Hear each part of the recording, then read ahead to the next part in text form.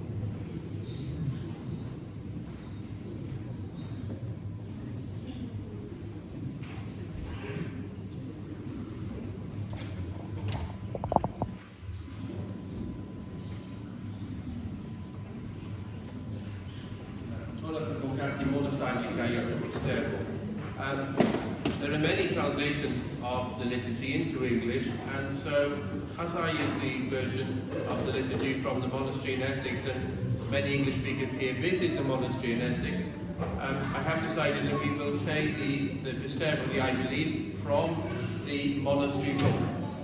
So there are copies at the candle desk, and also I've sent it to the youth group, the catechumens group, and the boys at the Sant'Ili also have that version, so we will be able to say the creed together in English as well as in Greek. Agapetia del fritor athaithlana epistisor typosikisas sto thematistheas kinonias.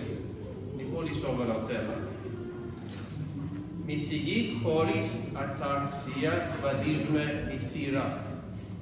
Με ευλάβεια κάνουμε το σημείο του σταυρού. Μην κρατάτε το μάκτρο, το κόκκινο πανάκι, οι άντρες που με βοηθούν το κάνουν αυτό. Μετά ανοίγουμε το στόμα χωρίς να λυγίζουμε προς τα πίσω. Ο ιερέας τοποθέτει το σώμα και το αίμα του Χριστού στο σώμα μας και το κλείσουμε ενώ η λαβίδα είναι στο σώμα μας, μέχρι να τραβήξει έξω ο ιερέας. Δεν λέμε τίποτα, ούτε ευχαριστώ ούτε γεια σου Πάτερ, διότι υπάρχει κίνδυνος να φτύσουμε την Θεία Κοινωνία.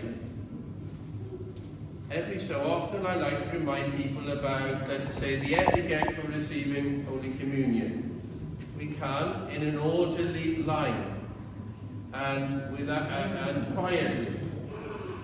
With reverence we make the sign of the cross. Please do not touch the macro, this is the red cloth. The men who are helping me will hold this.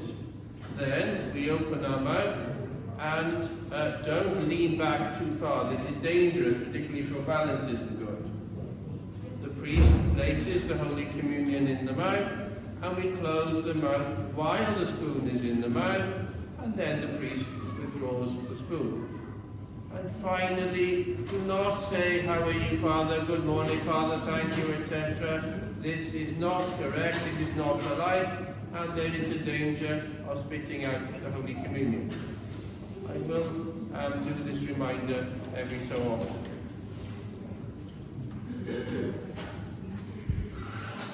Today we hear yet another unsettling parable, one which only the evangelist Luke has written down, and it's a story that shows how money, safety and independence are not always what they seem.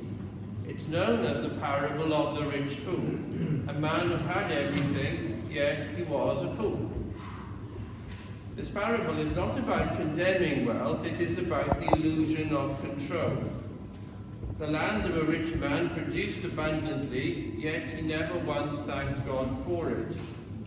It was the land that yielded the abundance, not the man's initiative. The man was not necessarily a genius. He may not even have been particularly hard worker. He never asked, "What does the Lord require of me, since he has given me this abundant harvest?" Instead, he asked himself, "What shall I do?" And his answer was to build bigger barns, to store more, to secure his future on his own terms. But then God interrupts his plan with a single word: fool. This word might not seem very strong nowadays, but at the time of Christ it was like calling someone an idiot or a moron. It wasn't a very nice word. So why is this man called a fool? Not because he was successful, but because he was spiritually blind. He mistook abundance for security. He mistook ownership for stewardship. And he forgot that his soul, his very life, was not his own. In the Orthodox tradition, we are constantly reminded that everything we have is a gift. Our time, our talents, our possessions, they are entrusted to us for a purpose. And that purpose is not self-preservation, but communion. Communion with God and communion with one another. Jesus ends the parable with the warning, "So is he that layeth up treasure for himself and is not rich toward God." So what does it mean to be rich toward God? St. Cyril of Alexandria offers an answer. Clearly the person who does not chase after wealth but values goodness is truly wise. They are content with little and they are generous with what they have, always ready to help those in need and comfort those who are struggling. Instead of storing up riches on earth, they invest in heaven where true treasure lasts. And in the end, they will receive the reward for their kindness and the fruit of a life lived with integrity. Let me speak plainly. Our local church is not a building, it is a living witness to Christ's presence in this community. Every liturgy, every catechumens meeting, every outreach effort is a seed planted in the soil of God's kingdom. But here is the truth. We receive no support from the governments or churches of Greece or Cyprus. We rely entirely on the giving of the congregation to finance all our projects. But I know I say this quite often, but I still encounter people who think we receive a regular check from the Greek embassy. Romanian churches in Britain do receive some support from the Romanian government, but this is not the case for us. And yet, by God's grace and your generosity, we continue. We teach, we serve, we pray. We welcome new people. We hold fast our tradition while making it accessible to all.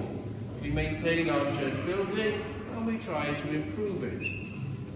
And so here I pause to say thank you. Thank you to those who give quietly without recognition, but whose gifts have kept our church warm, safe and welcoming. Thank you to those who gave not only money, but time, skill and prayers. Without you, none of this would have been possible. And truly, you are the reason our parish continues to shine as a beacon of God's love. This is not just a financial reality, it is a spiritual one. The life of our church depends on the generosity of its people. And that generosity is not just about sustaining programs, it is about embodying the gospel. Giving is not just a financial transaction, it is an act of worship. When we give, we declare that our trust is in God, not in our barns like the fool in the parable. We become rich toward God, as Christ says, and St. John Chrysostom reminds us, the alms you give are not lost, they are stored up in heaven. When we give, we participate in the divine economy, where love multiplies, where sacrifice bears fruit, where generosity becomes communion. Whether you make a standing order to the church or a one-off gift or even a legacy, every contribution helps realize the vision we have for a church which is vibrant, inclusive and faithful, a church that reflects the generosity of Christ himself.